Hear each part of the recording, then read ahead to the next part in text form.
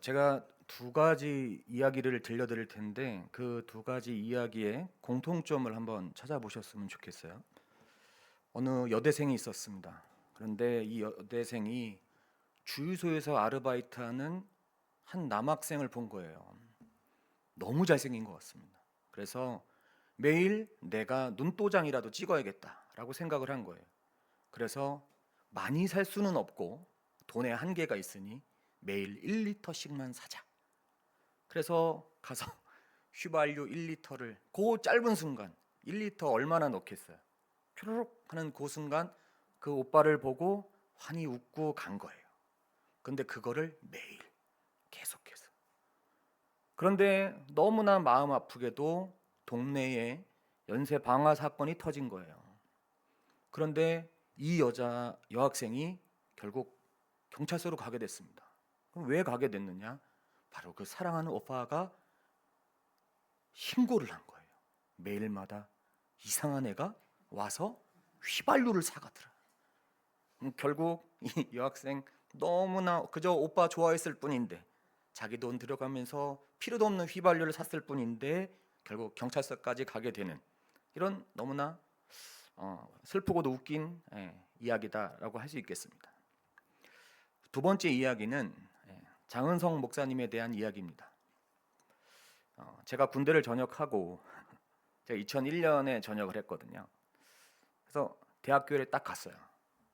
그랬더니 너무나 예쁜 신입생 한 명이 있는 겁니다. 가봤더니 키가 170인 거예요. 눈도 저의 3배는 되는 것 같습니다. 그때 저는 생각했습니다. 내가 사랑 사역을 시작해야 되겠다. 그래서 여학생과 수업을 들어야 무언가를 자꾸 맞춰야 되겠는 거예요. 억지로 학과장을 찾아가서 수강 신청을 바꿨습니다. 그 여학생과 함께 수업을 듣는 거예요. 그냥 뭔 얘기를 해도 교수님이 무슨 얘기를 해도 수업 자체가 진짜로 은혜로운 겁니다. 계속해서 은혜로운 거죠. 저는 계속해서 그 여학생이 씩 웃으면서 가다가 마치 오빠는 이렇게 비싼 6,000원짜리 스타벅스 커피를 늘 먹는 사람인 것처럼 여학생이 준 거예요.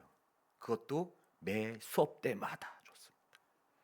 그러고 나서 얘기했습니다. 오빠에게 전화번호를 줄 수 있겠니? 딱 해서 전화번호를 받은 거예요. 그렇게 한 다음에 집을 알아냈어요.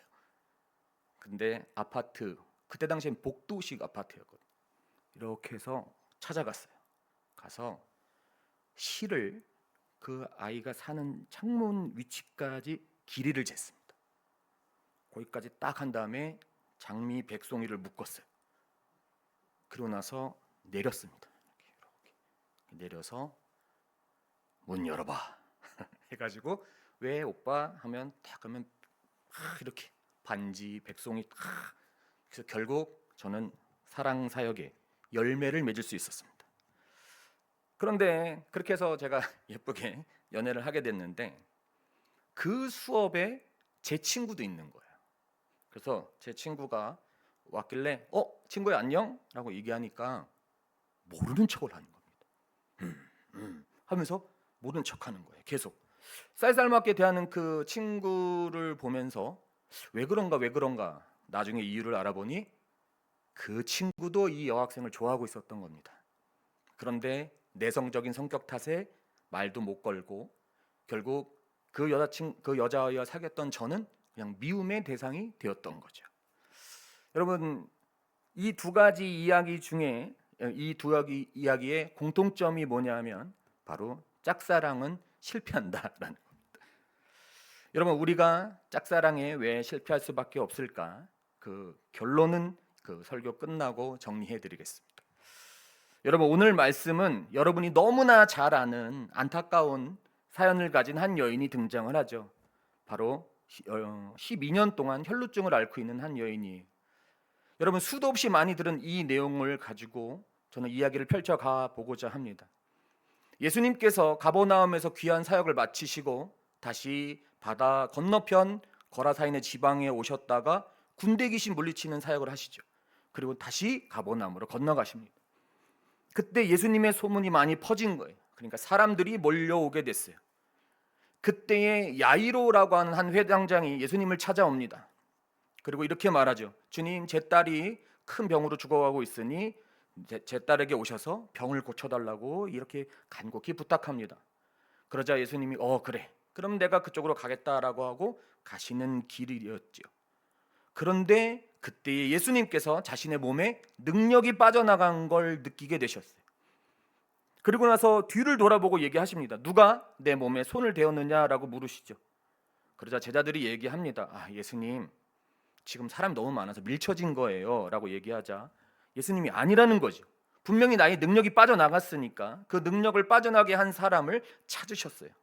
그러니까 결국 한 여인이 등장을 하는데 12년 동안이나 혈루증을 앓고 있는 한 여인이죠. 여러분, 우리는 이 여인의 결과를 먼저 좀 알 필요가 있는데 이 여인의 결과는 어떠했을까? 우리 오늘 말씀 29절과 30절을 함께 봉독해 보도록 하겠습니다. 29절 30절입니다. 시작. 이에 그의 혈루 근원이 곧 마름에 병이 나은 줄을 몸에 깨달으니라. 예수께서 그 능력이 자기에게서 나간 줄을 곧 스스로 아시고 무리 가운데서 돌이켜 말씀하시되 누가 내 옷에 손을 대었느냐 하시니 그랬습니다. 여러분, 여기에 마르메라는 단어가 있습니다. 이 단어가 원인 자체가 멈추다라는 뜻이지. 그러니까 예수님이 그 여인이 예수님의 능력으로 인해서 혈루의 근원 자체가 원인 자체가 멈추는 완벽한 치료를 받게 됐던 거죠. 그럼 여러분, 우리가 한 가지 짚고 넘어가야 될 건 도대체 이 여인의 행동이 어떠했기에 12년 동안이나 고생하며 고치지 못한 혈루병을 고침받을 수 있었겠느냐라고 하는 것인데 오늘 말씀 27절인데요. 27절은 제가 봉독하겠습니다. 예수의 소문을 듣고 무리 가운데 끼어 뒤로 와서 그의 옷에 손을 대니 그랬습니다. 여러분, 이 손을 대니라고 하는 단어가 의외로 찾아본 두 가지 뜻이 나옵니다. 단순하게 첫 번째 옷에다 손을 대다라는 뜻이 있고 또 하나는 한 사람과 한 사람 사이에서 도망가지 못하도록 꽉 붙들어 매다라는 뜻도 있어요. 그런데 이 뜻과 저 뜻에 공통점이 하나 있는데 그것은 바로 접촉을 했다는 사실입니다.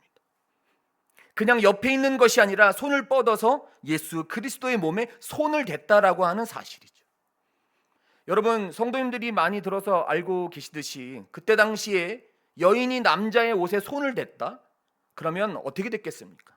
돌에 쳐 죽임을 당하게 되는 거죠. 더군다나 더러운 병이라 취급받던 혈루증까지 앓고 있는 여인이라면 그 죄가 배가 됐겠죠. 그런데 그 여인이 어떻게 해요? 두려워하지 않고 어떻게 해요? 예수님만이 나를 고치실 수 있다, 치유하실 수 있다라는 믿음을 가지고 예수님께 뭐 했냐면 접촉했다라는 겁니다. 그래서 이 여인은 예수님과의 접촉을 통해서 혈루 근원 자체가 말라버리는 기적을 경험하는 거죠. 그런데 여러분, 오늘 말씀은 아니지만 마가복음 3장 9절에서 10절까지를 같이 한번 봉독해 보겠습니다. 마가복음 3장 9절에서 10절입니다. 시작. 예수께서 무리가 애워싸 미는 것을 피하기 위하여 작은 배를 대기하도록 제자들에게 명하셨으니 이는 많은 사람을 고치셨으므로 병으로 고생하는 자들이 예수를 만지고자 하여 몰려왔음이더라 그랬습니다. 여러분, 오늘 이 말씀, 방금 읽었던 말씀을 봐도 예수님께서 많은 병을 고치시는 그런 궤적을 행하자 많은 사람들이 모이는 거예요, 예수님께. 그런데 여기서 중요한 단어가 뭐냐면 만지고자 하여라고 하는 단어예요. 이 단어 에피핍텐이라고 이 한 단어는 뭐냐면 공간적으로 매우 가깝게 다가오다라는 뜻이에요. 그런데 여러분, 예수님의 기적을 눈으로 보고 아주 가깝게 갔는데 이들이 기적을 체험하지 못한 이유는 그들은 예수님 옆에 뭐만 했습니까? 접근만 했다라는 것이죠. 접촉이 없었던 거예요. 여러분, 접근은 이 기적을 일으키지 못하지만 접촉은 예수님께서 기적을 일으켜 주실 수 있다라는 거죠. 그럼 여러분, 접촉은 뭐냐면 바로 예수 그리스도와의 인격적인 만남이다라는 겁니다. 여러분, 이거 너무너무 중요한 거죠. 제가 중고등부 사역을 하면서 가장 중요한 거 무조건 1순위 아직도 변하지 않는 딱 하나, 하나님 인격적으로 우리 아이들을 만나 주시옵소서라는 거예요. 여러분, 인격적인 만남에서 제일 중요한 건 뭐예요? 하나님이 우리를 만나 주시는 겁니다. 여러분, 우리가 손을 뻗어서 예수님을 만지는 게 아니고 어떻게 해요? 하나님 우리를 만나 주시옵소서라는 거예요. 여러분, 예수님은 얼마든지 이 여인이 손을 댔을 때 능력 안 나가게도 하실 수 있는 분 아닙니까? 그런데 그 여인을 불쌍히 보고 어떻게 해요? 그에게 인격적인 은혜를 내리신 거죠. 여러분, 이 접촉이라고 하는 하나님의 이 인격적인 만남이 너무너무 중요한 겁니다. 여러분, 예수님 만나면 학생들이 변하기 시작합니다. 그 안에 말씀이 심겨지면 그 다음부터는 변하기 시작하는 거예요. 여러분, 그러면 우리가 한 가지 짚고 넘어가야 될 건, 그것은 바로 이 여인이 목숨 걸고 예수님의 옷에 손을 댈 수 있는 용기는 어디서 나왔겠느냐라는 것이죠. 오늘 말씀 27절 28절을 함께 봉독하겠습니다. 시작. 예수의 소문을 듣고 무리 가운데 끼어 뒤로 와서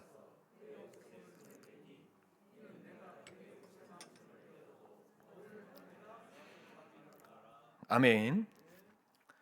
여러분, 여기 28절에 보니까 내가 그의 옷에만 손을 대어도 구원을 받으리라 생각하밀러라 그랬어요. 예수님이 나를 치료해 주실 거라고 하는 뭐가 있었냐면 기대가 있었대. 그 기대가 뭐냐면 믿음인 거예요. 근데 그 믿음이 뛰어넘어서 뭐가 됐냐면 확신이 됐어요. 그 하밀러라라고 하는 단어를 알아볼 필요가 있는데, 이 단어가 반복적 행위를 나타내는 미완료 동사가 됐어요. 이건 무슨 뜻이냐면 내가 예수님의 옷에 손을 대기만 하면 반드시 고침 받을 것이다 라고 하는 걸, 그 믿음을 이 마음속에 지속적으로 품고 지속적으로 가지고 있었다라고 하는 거예요. 이건 뭐예요? 확신입니다. 그러면 어떻게 되냐면 목숨 걸고 옷에 손을 대는 거예요. 여러분, 이런 기대와 소망, 확신을 갖게 되면 예수 그리스도의 옷에 목숨 걸고 손을 대는 용기를 낼 수 있었던 거죠. 여러분, 능력의 하나님, 그 하나님을 소망하고 믿고 신뢰함으로 기도하면 하나님이 우리를 어떻게 하냐면 인격적으로 만나주신다라고 하는 거예요. 아무리 힘들고 어렵고 죽을 것 같을 때도 우리 어머니가 늘 얘기하신 말씀이 있어요. 뭐였는지 아세요? 하나님이 우리 굶기디? 단 한 번도 굶긴 적이 없어요. 늘 몸이 비만이었지 한 번도 우리를 굶긴 적이 없어요. 하나님이 지키신다는 이 정도의, 그렇죠? 그 정도의 믿음이 없으면 예수님을 못하러 믿냐는 거죠. 적어도 우리가 믿는 하나님은 이 정도 돼야 된다는 거 아닙니까? 그렇죠. 여러분, 전 세계에서 가장 선도적 역할을 감당하는 무신론자 3명이 있어요. 리처드 도킨스, 다니엘 데닛, 크리스토퍼 하친스라고 하는 3명이 있습니다. 이 사람들은 무신론의 끝판왕이에요. 이 사람들 얘기 듣고 있으면 진짜 하나님이 없나라는 생각이 들 정도예요. 말을 너무너무 잘합니다. 그런데 여러분, 이 3명의 끝판왕 위에 안토니 플루라는 사람이 있어요. 이 사람이 뭐냐면 이 3명의 정신적 스승이에요. 그러니까 지주, 이런 사람. 무신론의 끝판왕의 끝판왕입니다. 그런데 이 안토니 플루라고 하는 사람이 2004년도에 뭐라고 고백했냐면 신의 실제를 인정한다 그랬습니다. 여러분, 그러면 신의 존재를 인정하는 유신론자가 됐으니, 여러분, 저는 여기서 질문을 하나 하겠습니다. 그러면 안토니 플루가 신의 존재를 이제 인정했으니까 그가 마지막까지 하나님을 믿으면서 아름답게 신앙생활을 했을까라고 하는 거죠. 결론이 뭡니까? 아니다. 여러분, 하나님을 믿는다는 건 하나님과 인격적인 만남이 있어야 가능한 거예요. 여러분, 하나님과 인격적인 만남이 있어야 어떠한 상황 속에서도 내가 흔들리지 않는 거예요. 어떤 환경에 있어도 이 모든 것을 하나님께 맡길 수 있는 거예요. 설사 내가 무너져도 다시 일어날 수 있는 것이죠. 여러분, 중고등부 청년 아이들 요즘에 무너질 대로 무너질 경우가 너무 많아요. 근데 하나님께서 우리 한강교회 사랑하셔서 우리 교회는 참 좋은 학생들과 좋은 청년들이 있습니다. 여러분, 그래서 결국 제가 수련회 때도 예배 때도 항상 하는 건 뭐냐면, 하나님, 제가 할 수 있는 거 아무것도 없으니 우리 아이들을 인격적으로 만나달라. 한 번만 만나달라 그러면, 여러분, 저 같은 사람도 하나님 인격적으로 만나면 저 같은 사람도 목사가 되듯이 우리 학생들 변화될 수 있는 거예요. 그래서 우리 교회에 뿌리를 내리고 이 교사, 집사도, 권사도, 장로님도 나오는 거예요. 여러분, 결국 어느샌가 우리가 하나님 앞에 성경도 읽지 않고 말씀도 보려고 하지 않고 기도할 때, 여러분 밥 먹을 때 보면 속상할 때가 있습니다. 성도님들하고 이렇게 갔을 때 있잖아요. 이렇게 보면 분명히 기독교인이, 누가 봐도 기독교인인데 기도할 때 비둘기인 줄 알았습니다. 이러고 밥을 먹는 거예요. 뭐라고 기도를 했는지를 모르겠습니다. 기도를 한 건지 비둘기가 쫀 건지 알 수도 없을 만큼, 여러분, 너무너무 속상한 일이죠. 여러분, 하나님과 인격적인 만남을 가질 수 있는 건 이 자리에 나오는 거예요. 그러고 나서 함께 다시 원론적으로 돌아가서 말씀 보고 기도하는 거예요. 예전에 우리 믿음의 선배들인 권사님, 장로님들이 늘 저희들에게 그렇게 하셨듯이, 그래서 저희들이 이 자리에 설 수 있는 것처럼 우리도 똑같이 그걸 가르치고 그렇게 기도하게 하는 거예요. 그럼 하나님 인격적으로 우리를 불쌍히 보시고 긍휼히 보셔서 만나 주신다. 여러분, 우리나라의 대표적 문학가가 있습니다. 바로 양주동 박사님이라는 분이에요. 이분이 일본의 서울대라고 불리는 와세다 대학교 다니는 거죠. 그런데 이분도 저랑 비슷한 구석이 있습니다. 뭐냐면 기독교 계통의 한 여인에게 빠진 거예요. 여학생을 사랑하게 됐습니다. 그런데 이미 자기는 양주동이라고 하는 이런 모든 거 이제 널리 이름이 퍼졌어요. 오, 좋다. 그래서 안 되겠다 해가지고 내가 이제 이름이 있으니 내가 편지만 보내면 그냥 뭐 넘어오는 거는 기정사실이겠지라고 생각했습니다. 여러분, 문학관이 얼마나 글을 잘 쓰겠습니까? 오빠는 막 이러면서 쫙 쓰지 않았겠어요? 그런데 편지를 아무리 보내도 답이 안 오는 거예요. 보내도 답이 안 오는 거예요. 어떡하지 고민합니다.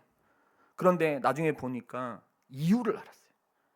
여러분, 여학교에는 늘 있는 이사도라라는 선생님들이 있습니다. 24시간 돌아다닌다 해가지고 이사도라라는 선생님 늘 있어요. 그 사감 선생님들. 여학교에 가면 남자인지 여자인지 구분이 안 되는 한 선생님이 있는데, 그 선생님이 딱 봐도 연애 편지면 찢어버린 거예요. 딱 봐도 연애 편지면 찢어버린 거예요. 그런데 여러분, 양주동 박사님이 박사잖아요. 그래도 포기하지 않겠다. 보내도 찢기니까 어떡하지 하고서 하나님께 기도합니다. 하나님, 저에게 은혜를 달라, 지혜를 달라고. 그러자 지혜가 떠올랐어요. 뭐냐면 내가 말하고자 하는 거를 성경 구절에서 찾으리. 그래서 성경 말씀에서 찾았어요. 내용이 뭐였냐면 로마서 12장 9절인데 이런 거예요. 사랑엔 거짓이 없나니. 그러니까 내 사랑에는 뭐예요? 거짓이 없다는 거예요. 요한일서 4장 18절에 뭐라고 그러냐면 사랑 앞에 두려움이 없고 온전한 사랑은 두려움을 내어 쫓나니. 그러는 거죠. 그러니까 난 두려움이 없다는 거죠. 내 사랑은 어떻게 해요? 이 두려움을 뚫고 간다는 겁니다. 오우, 천재 같습니다. 요한일서 4장 11절 뭐라 그러냐면 사랑하는 자들아, 하나님이 우리를 이같이 사랑하셨은즉 우리도 서로 사랑하는 것이 마땅하도다 그랬습니다. 요한일서 4장 12절 천재입니다. 어느 때나 하나님을 본 사람이 없으되 만일 우리가 서로 사랑하면 하나님이 우리 안에 거하시고 그의 사랑이 우리 안에 거하느니라는 것, 온전히 이룬답니다. 여러분, 아가서 2장 13절 뭐라 그럽니까? 무화과 나무에는 푸른 열매가 익었고 포도나무는 꽃이 피어 향기를 토하는구나. 나의 사랑, 나의 어여쁜 자야, 일어나서 함께 가자. 그러다가 마지막에 쐐기를 탁 박습니다. 이거 끝나는 거죠. 여러분이 잘 아시는 마가복음 10장 7절에서 9절. 이러므로 사람이 그 부모를 떠나서 그 둘이 한 몸이 될지니라. 이러한즉 이제 둘이 아니요 한 몸이니 그러므로 하나님이 짝지어 주신 것을 사람이 나누지 못할지니라 하시더라. 여러분, 대단하지 않습니까? 결국 그냥 말씀 성경 구절인 줄 알았던 사감 선생님은 이 편지를 어떻게 해요? 전달해줘요. 그런데 그 여학생은 눈치가 구단입니다. 이게 뭘까? 찾았더니 이 말씀이잖아요. 오케이, 오빠 사랑해요. 편지를 딱 써서 나중에 어떻게 해요? 몰래 전달하는 것. 결국 양주동 박사님은 이 여인과 결혼을 하게 됐습니다. 사랑하는 성도 여러분, 제가 설교 초반에 말씀드렸던 아까 예와 두 개의 짝사랑은 왜 실패했냐면 그들은 접근만 했지 접촉을 하지 못했기 때문인 거예요. 여러분, 접근이 얼마나 무서운 건지 한번 제가 말씀드려 볼까요? 우리 저기 김양옥 전사님 계시는데 저랑 동갑내기 결혼 안 한 처녀라고 만약에를 세웠을 때 제가 김양옥 전사님 너무 좋은 거예요. 사귀고 싶은 겁니다. 그럼 어떻게 해요? 저 옆에 갔는데 제가 접근했잖아요. 옆에 와서. 근데 어떻게 했냐면 막 계속 이러거나 아니면 이러고 있으면 제가 장담하는데 김양옥 전사님 바로 신고합니다. 그러니까 저는 변태가 돼 있는 거예요. 접근의 무서움은 이런 겁니다. 여러분, 옆에 가가지고 계속 이러고 있어봐요. 그러면 이걸 어떻게 견디겠습니까? 접근은 이렇게 무서운 겁니다. 아무런 기적을 이뤄내지 못해요. 그렇지 않습니까? 그런데 접촉은 다릅니다. 이리 와. 손을 한 번 잡는 순간 게임 끝난 거예요. 우와, 딱 잡고 가면 연애 시작, 오늘부터 1일 되는 겁니다. 여러분, 사랑을 얻기 위해서도 우리가 이렇게 접촉을 하는데, 여러분, 주님의 마음을 얻기 위해 그런 인격적인 만남이 얼마나 중요하겠어요. 여러분, 제가 어르신들 앞에서 감히 죄송하지만 인생 조금만 살아보면 정말 숨을 못 쉴 만큼 힘든 일들이 많지 않습니까? 누구에게도 말 못할. 그래서 여러분, 제가 금요 기도회 때 예전 교회도 가보면 이렇게 기도하는 분이 얼마나 많은 줄 아세요? 말을 못하는 거예요. 너무 속상하니까 말을 못하고 계속 그렇게만 우는 거예요. 얼마나 속상한지 모르는 거죠. 여러분, 제가 예전에 그 교구 사역을 할 때 앞에 나서 찬양하시던 한 집사님이 있어요. 진짜 너무 예쁘십니다. 정말 날씬하고 너무 예쁘시고 키도 크시고. 그런데 알고 봤더니 남편이 천하의 그런 분이에요. 교회 다닌다고 때리는데 얼굴 빼고 다 때려요. 그래갖고 나중에 보니까 이 팔 여기 이런 데가 다 멍이에요. 여름에도 반팔을 입을 수 없어요. 너무나 꺽꺽대고 신방 갔다가 같이 울었는데 얼마나 속상해서 많이 울었는지 몰라요. 여러분, 우리가 삶을 살아보면 신방 조금만 가보면, 삶에 조금만 들어가 보면 눈물이 줄줄 나는 일들이 너무나 많은 거죠. 그런데 그때 우리 안에 하나님과 인격적인 만남이 있으면 하나님, 우리는 무너지지 않는다라고 하는 거예요. 하나님과 접촉하면 우리는 다시 일어설 수 있다라고 하는 것이죠. 이 모든 것도 하나님의 계획 안에 있었지만 그 가운데서 하나님 나를 구원해 내신다라고 하는 그 놀라운 믿음을 갖게 된다라고 하는 거죠. 사랑하는 성도 여러분, 이제 이 은혜의 역사를 준비해 놓고 기다리시는, 그 준비하시는 그 하나님과 접촉하는 성도님들이 되셨으면 좋겠습니다. 그 하나님의 은혜의 울타리, 그 안에 거하면 여러분, 감히 상상할 수 없는 하나님의 은혜가 우리 가운데 넘쳐나는 거예요. 그러니까 이 하루하루가 너무나 귀한 것이죠. 그러니까 하나님, 오늘 이 예배 헛된 예배 되지 아니하고 하나님 나와 만나 달라고 기도하는 거예요. 그러면 하나님 우리에게 뭘 주시냐면 진짜 평안을 주십니다. 그때부터 웃을 수 있어요. 어려워도 웃으면서 갈 수 있어요. 그렇게 못생긴 남편도 사랑할 수 있어요. 이제 하나님과의 진정한 접촉을 통해 놀라운 축복 속에 사시는 귀한 성도님들 되시길 주님의 이름으로 축원합니다. 우리 함께 기도했으면 좋겠습니다. 하나님, 저 같은 자도 만나주신 그 하나님의 은혜, 하나님, 그 인격적인 만남이 우리 교회 안에 넘쳐나게 하여 주옵소서. 사랑하는 다음 세대 우리 자녀들에게도 하나님 인격적으로 만나주셔서 이 세계를 이끌어가는 귀한 리더들로 성장시켜 달라고, 그렇게 온전히 하나님 앞에 나아갈 수 있게 해달라고 우리 함께 우리 합심해서 기도하고 제가 마무리 기도하겠습니다.